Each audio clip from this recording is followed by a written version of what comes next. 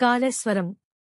ఈ ఆలయంలో ఒకే పానపట్టంపై శివుడు, యముడు వెలుగులోకి వచ్చారు. కాళేశ్వర క్షేత్రానికి ఎన్నో ప్రత్యేకతలు ఉన్నాయి. గోదావరి, జీవం లేని నదులతో పాటు అక్రమార్జనగా సరస్వతీ ప్రవాహానికి త్రివేణి సంగమం దివాళా తీసింది నైరుతి అని పిలుస్తారు. శ్రీశైల, ద్రాక్షారామం, కాళేశ్వరం వంటి త్రిలింగ క్షేత్రాలలో ప్రాంతాలలో ఒకటి ప్రసిద్ధి చెందింది. భారతదేశంలో ఎక్కడైనా ఒకే పానవట్టంపై ఒకే లింగం ఉంటుంది. అయితే ఇక్కడ ఒకే పాదంలో 2 లింగాలు ఉండడం విశేషం.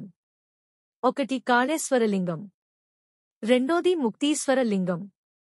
ముక్తీశ్వరలింగానికి 2 అత్యంత దుష్ట ధమనులు ఉన్నాయి.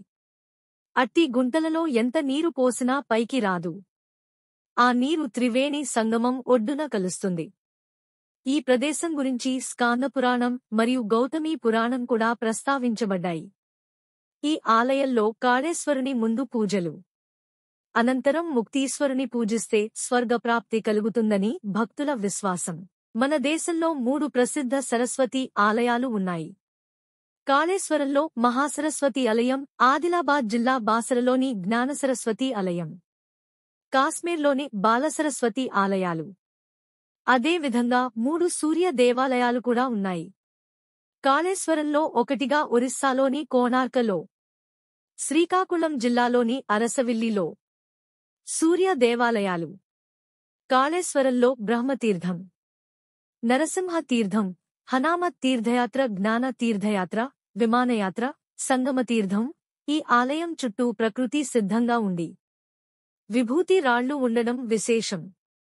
గుడిలో వేళ్లు ఉన్న చోటే యమకోణం. ఇందులోంచి బయటకు వెళితే యమదోషం తొలగిపోతుంది అని భక్తుల నమ్మకం. దీని ద్వారా వెళ్లడానికి దిక్సూచి ఉంది. గుడి వెనకా నుంచి రావాలి. ఓం నమః శివాయ.